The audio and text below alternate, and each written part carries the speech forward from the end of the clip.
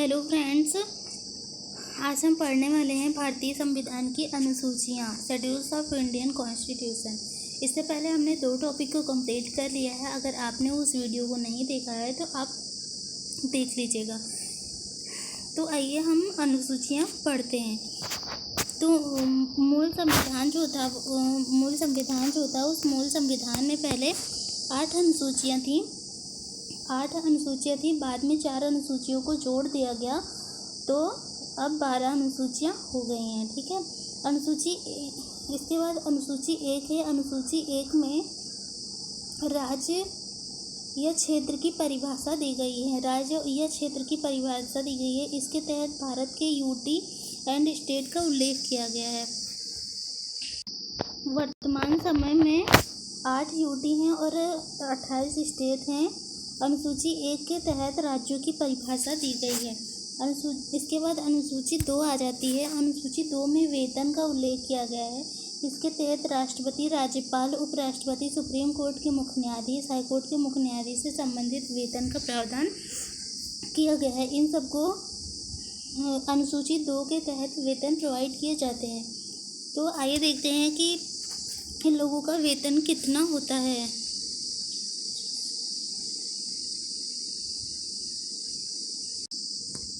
तो राष्ट्रपति का जो वेतन होता है वो 5 लाख होता है पर मंथ। 5 लाख राष्ट्रपति का वेतन होता है। उपराष्ट्रपति का वेतन 4 लाख होता है। प्रधानमंत्री पीएम का वेतन 1,60,000 होता है।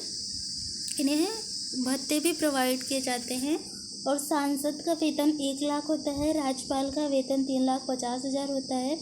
लोकसभा अध्यक्ष का वेतन 4 लाख होता है। सुप्रीम कोर्ट के मुख्य न्यायाधीश का वेतन 2,80,000 होता है। हाई कोर्ट के मुख्य न्यायाधीश का वेतन 2,50,000 होता है। और महान्यायवादी का वेतन 2,50,000 होता है। नियंत्रक महालेखा परीक्षक का वेतन भी 2,50,000 ही होता है। इसके बाद हमारी अगली अनुसूची 3 है और अनुसूची 3 में शपथ का उल्लेख किया गया है। इसके तहत पीएम, प्रधानमंत्री, सुप्रीम कोर्ट के मुख्य न्यायाधीश, हाई कोर्ट के मुख्य न्यायाधीश, केंद्रीय मंत्रिपरिषद के सदस्य, राज्य मंत्रिपरिषद के सदस्य अनुसूची 3 के तहत शपथ लेते हैं। भारत का राष्ट्रपति अनुसूची 3 के अंतर्गत शपथ नहीं लेता, क्योंकि संविधान के आर्टिकल 60 के अंतर्गत राष्ट्रपति के शपथ का उल्लेख किया गया है। राष्ट्रपति अपना त्यागपत्र उपराष्ट्रपति को देता है और उपराष्ट्रपति अपना त्यागपत्र राष्ट्रपति को देता है। भारत का जो उपराष्ट्रपति होता है अनुसूची 3 के अंतर्गत शपथ नहीं लेता, क्योंकि आर्टिकल 69 के अंतर्गत उपराष्ट्रपति की शपथ का उल्लेख किया गया है। ठीक है। उपराष्ट्रपति को शपथ भारत के राष्ट्रपति द्वारा दिलाया जाता है। भारत के राज्यों के राज्यपाल जो होते हैं वो अनुसूची 3 के अंतर्गत शपथ नहीं लेते हैं। अनुसूची 3 के अंतर्गत शपथ नहीं लेते हैं, क्योंकि आर्टिकल 169 के अंतर्गत राज्यों के राज्यपाल की शपथ का उल्लेख किया गया है। तो राष्ट्रपति, उपराष्ट्रपति, राज्यपाल तीनों अनुसूची 3 के तहत शपथ नहीं लेते हैं, क्योंकि इनके लिए अलग से आर्टिकल में प्रावधान किया गया है शपथ का। ठीक है, शपथ लेने का। राज्यों के राज्यपाल को शपथ हाईकोर्ट के मुख्य न्यायाधीश द्वारा दिलाया जाता है। और लोकसभा अध्यक्ष और उपाध्यक्ष जो होते हैं वो भी अनुसूची 3 के अंतर्गत शपथ नहीं लेते हैं, क्योंकि वे पहले से ही सांसद रूप में शपथ ले चुके होते हैं, इसलिए वे अनुसूची 3 के अंतर्गत शपथ नहीं लेते हैं। अनुसूची 4 में राज्यसभा की सीटों का आवंटन का उल्लेख किया गया है। इसके तहत राज्यसभा की सीटों के आवंटन का उल्लेख किया गया है। जैसे राज्यों से कुछ सीटें ली जाती हैं। ठीक है। तो राज्यसभा में जो सीटें ली जाती हैं हर राज्य से,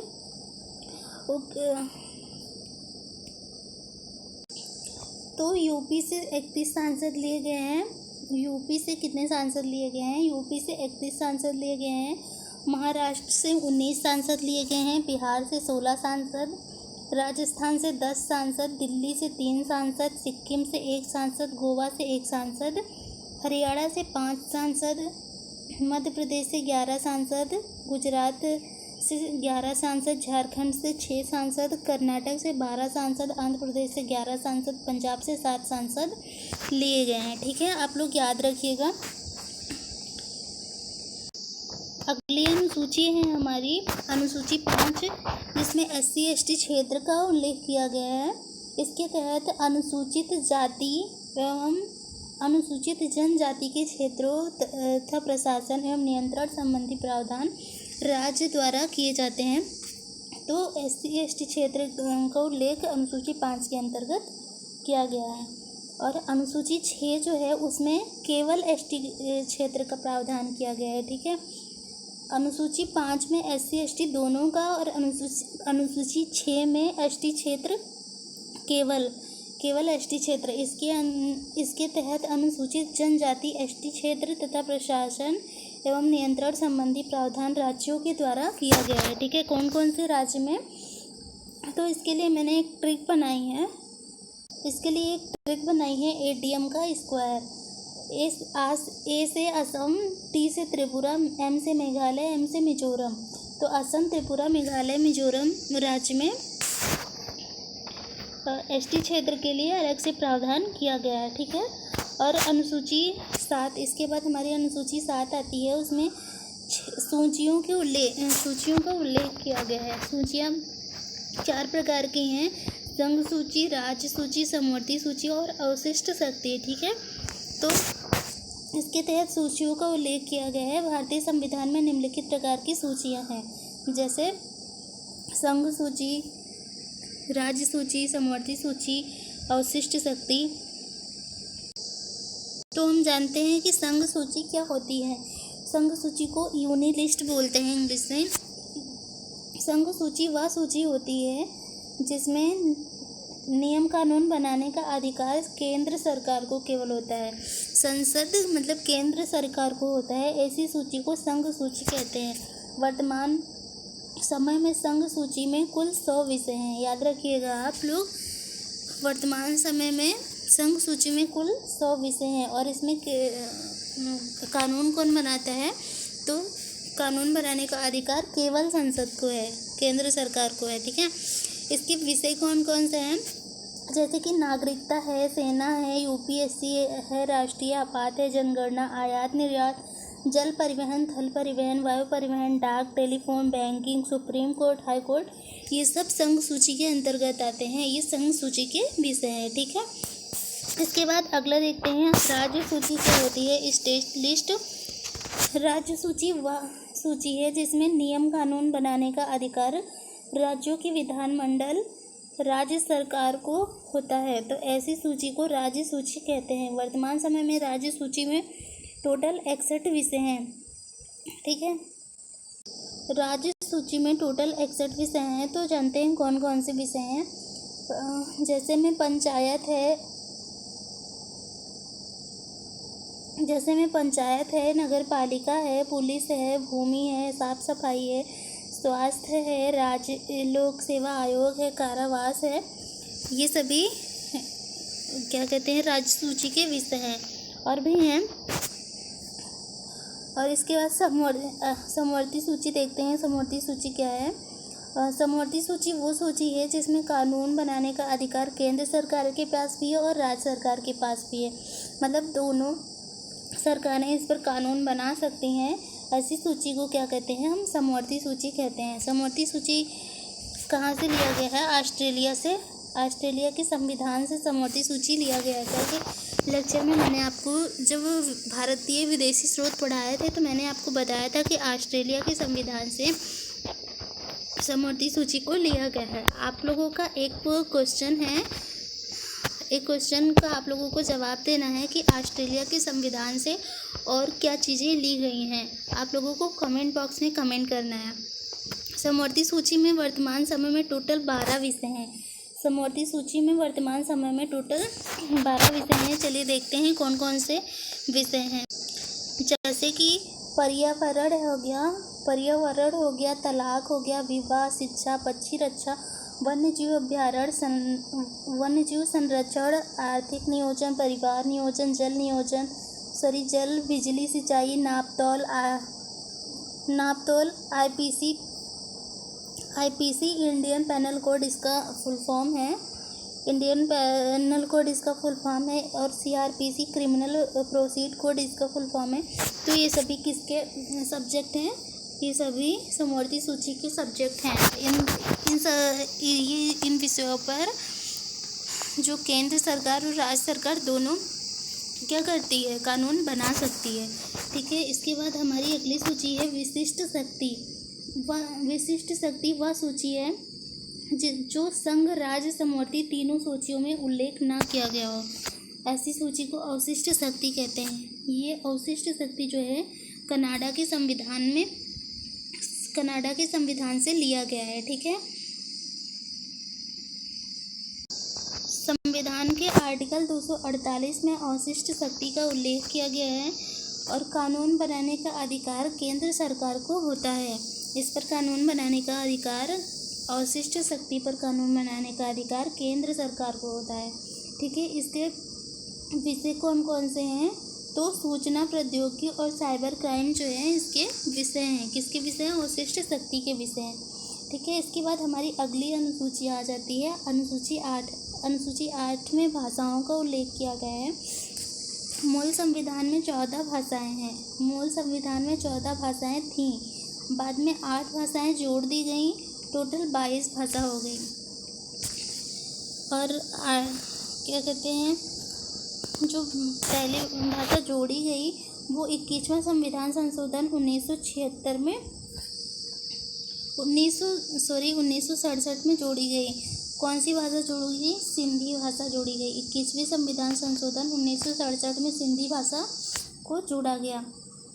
इसके बाद 71वां संविधान संशोधन 1992 में 71वां संविधान संशोधन 1992 में नेपाली, मणिपुरी, कोंकणी 3 भाषाओं को जोड़ा गया। नेपाली, मणिपुरी, कोंकणी 3 भाषाओं को जोड़ा गया। इसकी ट्रिक है नेपाली से ना, मणिपुरी से माँ और कोंकणी से का। ना, माँ, का, नमक। याद रखिएगा, ना से नेपाली, माँ से मणिपुरी, का से कोंकणी। ठीक है, तो 71वां संविधान संशोधन 1992 से नेपाली, मणिपुरी, कोंकणी भाषाएं जोड़ी गई थी। इसके बाद 92वां संविधान संशोधन जो है 2003 में संशोधन हुआ था।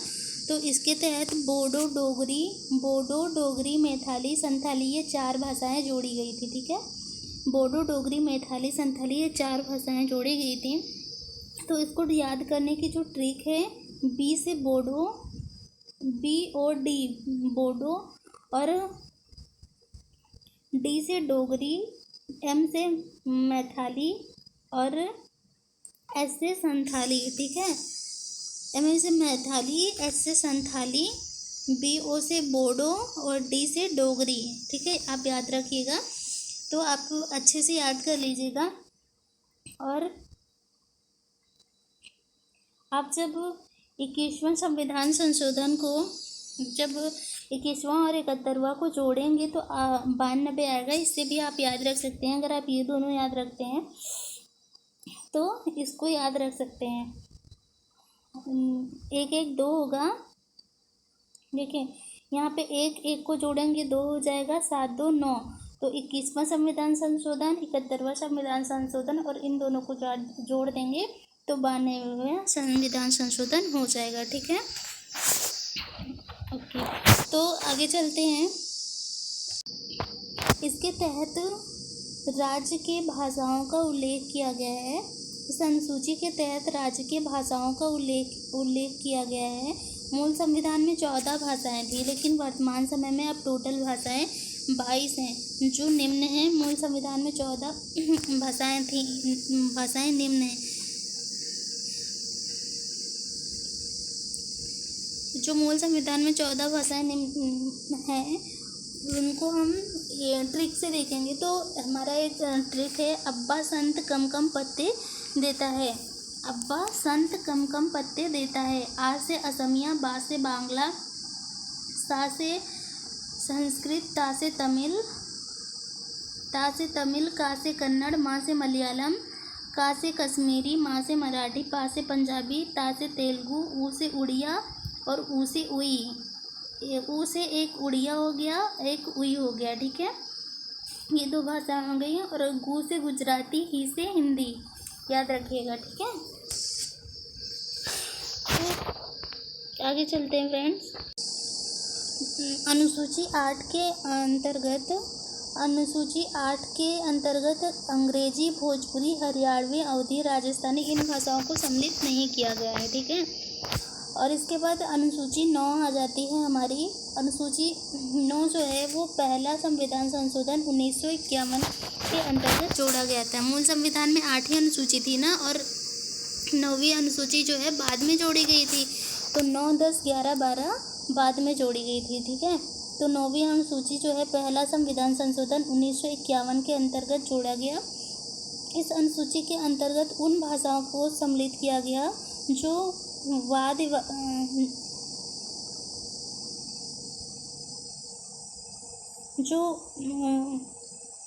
वाद योग न हो, अर्थात न्यायालय द्वारा परिवर्तनीय हो। मतलब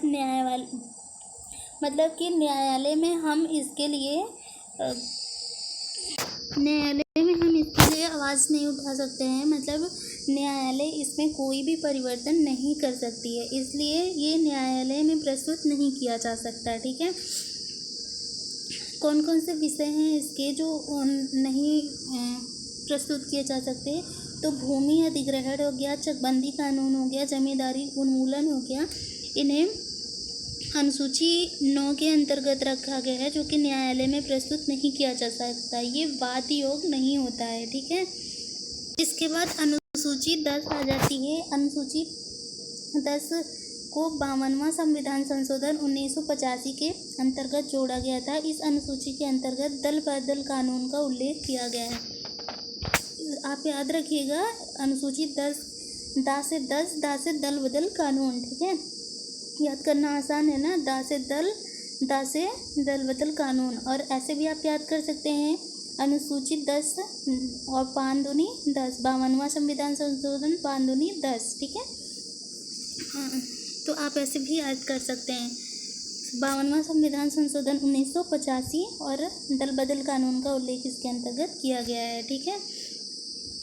इसके बाद में अनुसूची जो 11 है, अनुसूची 11 को संविधान में 73वां संविधान संशोधन 1992 के अंतर्गत जोड़ा गया। 73वां संविधान संशोधन 1992 के अंतर्गत जोड़ा गया। इसको आप ऐसे याद कर सकते हैं कि 1992 है और अनुसूची 11 है। अगर 9 2 हम जोड़ देंगे, 9 और 2 को हम जोड़ देंगे तो हमारा आ जाएगा 11, 9 2 11 होता है, ठीक है। तो इससे भी आप याद कर सकते हैं। अनुसूची के अंतर्गत, अनुसूची 11 के अंतर्गत ग्राम पंचायत का उल्लेख किया गया है, ठीक है। और इसके अंदर 29 विषय हैं। 29 विषय हैं, ऐसे भी आप याद कर सकते हैं। अनुसूची 11 में 29 विषय हैं, 9 2 11 होता है, ठीक है। इसके बाद अनुसूची 12 आती है। इस अनुसूची को संविधान में 74वां संविधान संशोधन 1992 के अंतर्गत जोड़ा गया। 74वां संविधान संशोधन 1992 के अंतर्गत जोड़ा गया। इस अनुसूची में नगर पालिका का उल्लेख किया गया। अनुसूची 11 में ग्राम पंचायत का और अनुसूची 12 में नगर पालिका का उल्लेख किया गया है, ठीक है। तो फ्रेंड्स, आज के लिए इतना ही। हमारी अनुसूचियाँ समाप्त होती हैं। आप इस वीडियो को अच्छे से देख लीजिएगा, और अगर पहले की वीडियो आपने नहीं देखी है तो आप उसे भी देख लीजिएगा। और हमने जो आपसे क्वेश्चन पूछा है, आप उस क्वेश्चन का कमेंट बॉक्स में कमेंट करके आंसर दे दीजिएगा। ओके फ्रेंड्स, आज के लिए इतना ही। Bye bye.